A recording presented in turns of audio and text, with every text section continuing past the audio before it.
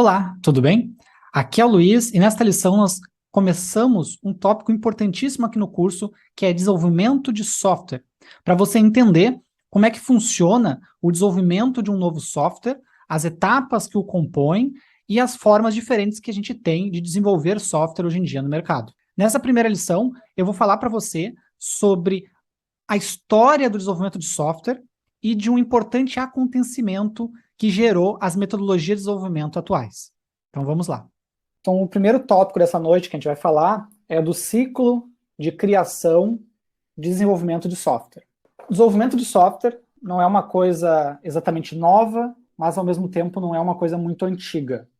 A gente está falando de algo que os computadores começaram a surgir ali por 1940, né? Então, um pouco depois disso começou o desenvolvimento de software. E se a gente for comparar com outras áreas, né, com outras ciências, por assim dizer, por outras engenharias, né, é uma disciplina relativamente nova, que aí está com seus menos de 70 anos, né, 60, 50 anos, alguma coisa próximo disso. Tá? Apesar dos esforços, né, vou mostrar algumas metodologias aqui para vocês, mais ou menos como é que a gente estrutura projetos de software.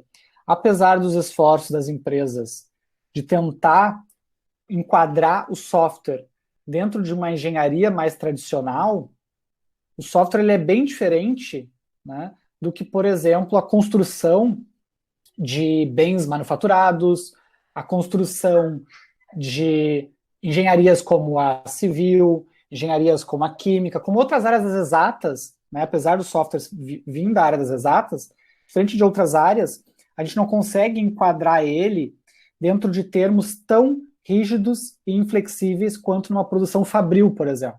Eu trouxe essa imagem para ilustrar, porque geralmente, aí quando a gente fala em software, a gente pensa assim, não, eu vou ter pessoas, elas vão programar com início, meio e fim, eu vou entregar o software e pronto, está feito. Só que o software, cada vez mais, os projetos de software têm se mostrado que eles estão mais próximos de um artesanato, digamos por assim dizer, algo construído sob medida, algo único, do que algo de prateleira, né, que eu produzo em série e entrego cópias iguais para várias pessoas. Tá? Então eu vou explicar ao longo da aula de hoje várias questões, vou mostrar vários conflitos, vários desafios. Isso vai ajudar vocês a entender o quão desafiador é, ou por que é tão desafiador, né, construir produtos de software, produtos digitais, né, para mercado. Então, aula passada a gente falou dos primeiros computadores, né, eram focados mais no hardware mesmo, eles eram mais elétricos, né, do que eletrônicos, e eles não tinham um programa de computador, a programação deles era feita toda manual. Né, vocês devem lembrar ali do clipezinho do filme do Alan Turing que eu trouxe. Né, então, eles chaveavam, né, fusíveis com plugs, né, para fazer a programação, entre aspas, desses computadores. Então, vocês podem reparar aí na foto do ENIAC, que eu tenho alguns fios plugados em algumas partes, né, uma série de chaves nos painéis. Então, era mais mecânico, mais elétrico, né, e menos eletrônico e menos digital.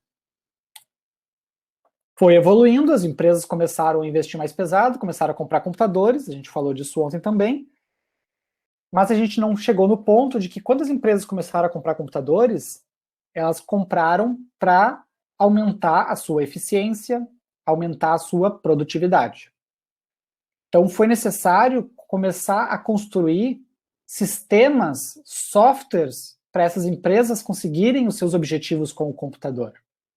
Inicialmente, lembrando vocês, o computador era para cálculos, né, cálculos principalmente militares ou de institutos de pesquisa, eram questões bem matemáticas mesmo. Mas quando chegou nas empresas, né, se começou a ter uma demanda por software para esses computadores. Né? E quando chegou na casa das pessoas, essa demanda explodiu. Que a gente viu ali no outro clipezinho que eu mostrei ontem, do Piratas do Vale do Silício, onde quando se lançou os primeiros microcomputadores, se começou a surgir o mercado de software, porque daí a demanda explodiu. As pessoas elas queriam, por exemplo, ter processadores de texto, elas queriam ter planilhas eletrônicas, elas queriam ter jogos nos computadores, né?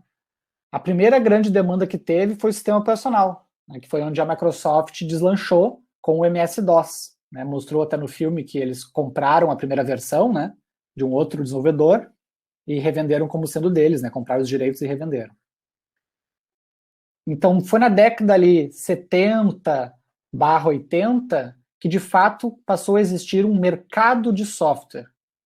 Até então, software era uma coisa, né, para grandes empresas que tinham lá os seus mainframes, né, rodar os seus cálculos financeiros, né, os seus balanços, os seus gráficos, enfim. Mas nessa década aqui, né, mais próximo da gente, está falando de algo aí, 40 anos de mercado de software, começou de fato a ter empresas especializadas em construir programas de computador. Uma outra curiosidade, até a década de 80, mais ou menos, 70 e poucos, um pouco antes da década de 80, não existia curso de computação.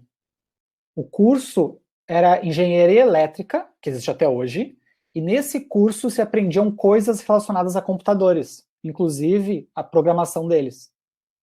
Foi só ali pelo final da década de 70 e início de 80 que se começou de fato a ter uma faculdade de computação, né? Daí saiu ciência da computação, engenharia da computação, depois mais tarde sistemas de informação. Mas é algo mais recente ainda, né? A profissão de fato, né, de desenvolvedor de sistemas. Antes eram engenheiros elétricos, eletrônicos, outros tipos de cientistas também, que acabavam programando os computadores. E junto com a explosão do software, né, da demanda por software, surgiu a crise do software. O que foi a crise do software? Entre os anos de 50 e 70, quando os primeiros softwares começaram a ser desenvolvidos, a demanda e a complexidade deles aumentou.